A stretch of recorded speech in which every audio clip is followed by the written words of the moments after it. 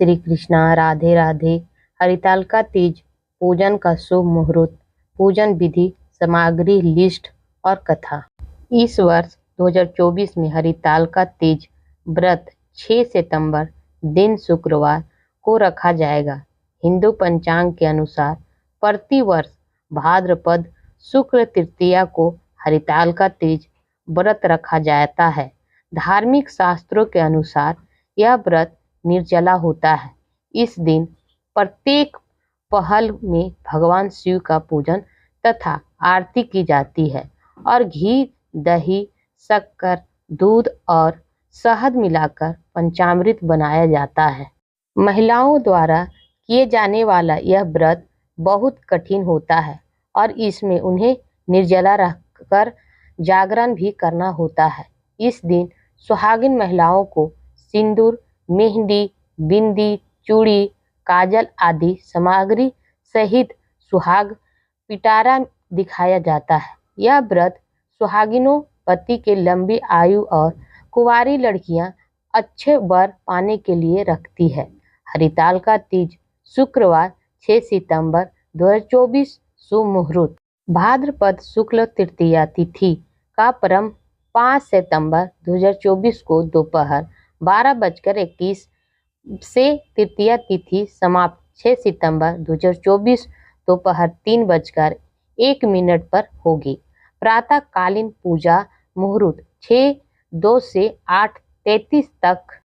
पूजा विधि। सौभाग्यवती स्त्री हरितालिका तीज व्रत अपने सुहाग की लंबी आयु तथा अविवाहित युवतियों मनपसंद पति पाने के लिए करती है। तीज के दिन व्रतधारी महिलाएं सूर्योदय से पूर्व ही उठकर नहाकर पूजा श्रृंगार करती है।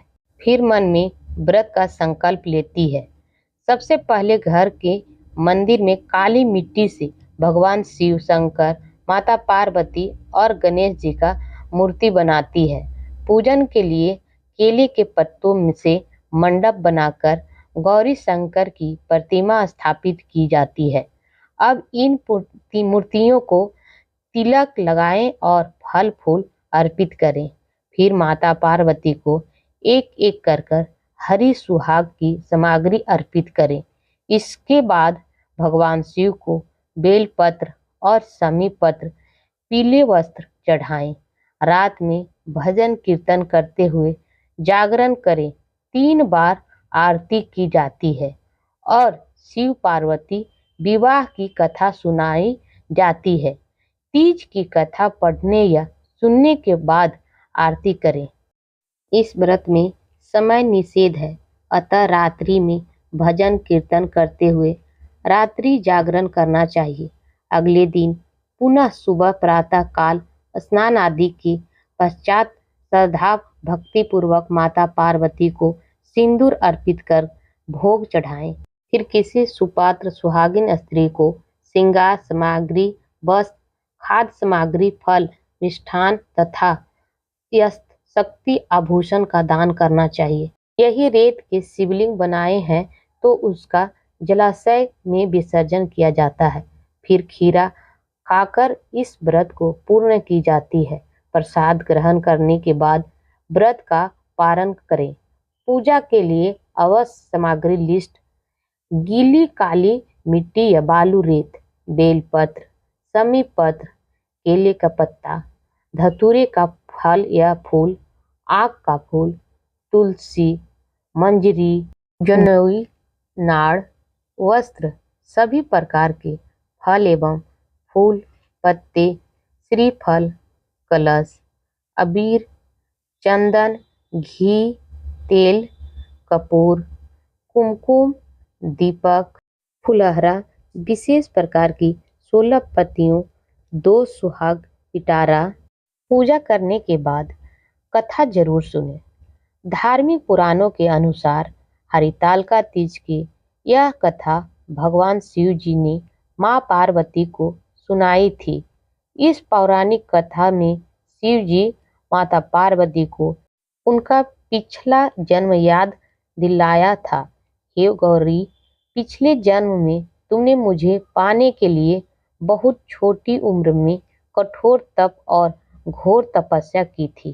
तुमने ना तो कुछ खाया और ना ही पिया, बस हवा और सूखे पत्ते चबाए। जला देने वाली गर्मी हो या कांपने वाली ठंडी, तुम नहीं हटी, डटी रही। बारिश में भी तुमने जल नहीं पिया। तुम्हें इस हालत में देखकर तुम्हारे पिता दुखी थे। उनको दुख देखकर यह नारद मुनि आए और कहा कि मैं भगवान विष्णु के भेजे पर यहाँ आया हूँ। यह आपकी कन्या के से विवाह करना चाहते हैं। इस बारे में मैं आपकी राय जानना चाहता हूँ। नारद जी की बात सुनकर आपके पिता बोले, अगर भगवान विष्णु यह चाहते हैं तो उन्हें कोई आपत्ति नहीं है, परंतु जब तुम्हें इस विवाह के बारे में पता चला तो तुम दुखी हो गई। तुम्हारी एक सहेली ने तुम्हारे दुख का कारण पूछा तो तुमने कहा कि मैं सच्चे मन से भगवान शिव का वरण किया है, किंतु मेरे पिता ने मेरा विवाह विष्णु जी के साथ तय कर दिया है। मैं चित्रकूट हर संकट में हूँ। अब मेरे पास प्राण त्याग देने के अलावा कोई और उपाय नहीं है। बच्चा तुम्हारी सखी बहुत ही समझदार थी। उन्हें कहा, प्राण छोड़ने का यह कारण ही क्या है? संकट के समय धैर्य के काम लेना चाहिए। भारतीय नारी के जीवन की सार्थकता इसी में है कि जिसके मन में पति रूप में एक बार वरण कर लिया, जीवन व्यतीत उसी के निर्माण करते हैं। तुम्हें घनघोर वन में ले चलती हूँ, जो साधना स्थल भी है और जहाँ तुम्हारे पिता तुम्हें खोज भी नहीं पाएंगे। तुम मुझसे पूर्ण विश्वास है कि ईश्वर अवश्य ही तुम्हारी सहायता करेंगे। तुमने ऐसा ही किया। तुम्हारे पिता तुम्हें घर में ना पाकर बड़े चिंतित और दुखी हुए। इधर तुम्हारी खोज होने रही, उधर तुम अपनी सहेली के साथ नदी के तट पर एक गुफा में मेरी आराधना में लीन रहने लगी। तुमने रेत के शिवलिंग का निर्माण किया। तुम्हारी इस कठोर तपस्या के प्रभाव में मेरी आसन हिल उठा और मैं शीघ्र ही तुम्हारे पास पहुंचे और तुमने वर मांगने को कहा। अब अपनी तपस्या में फलीभूति मुझे अपने समझ पाकर तुमने कहा, मैं आपको सच्चे मन से पति के रूप में वर्णन कर चुकी हूँ। यदि आप सचमुच में मेरी तपस्या से प्रसन्न होकर यह पधारे हैं तो मुझे अपनी अर्धांगिनी के रूप में स्वीकार कर लीजिए। तब तथास्तु कहकर मैं कैलाश पर्वत पर लौट गए। उसी समय गिरिराज ने अपने बंधुओं के साथ तुम्हें खोजने हुए वहां पहुंचे। तुमने सारे वस्तुत बताया और कहा कि मैं घर तभी जाऊंगी अगर आप महादेव से मेरा विवाह करेंगे। तुम्हारे पिता मान गए और उन्हें हमारा विवाह करवाएं। अतः इस पूरे प्रकरण में तुम्हारी सखी ने तुम्हारा हरण किया था, इसलिए इस व्रत का नाम हरिताल का व्रत हो गया। हे पार्वती, इस व्रत का महत्व यह है कि मैं इस व्रत को पूर्ण निष्ठा से करने वाली प्रत्येक स्त्रियों को मन वांछित फल देता हूँ।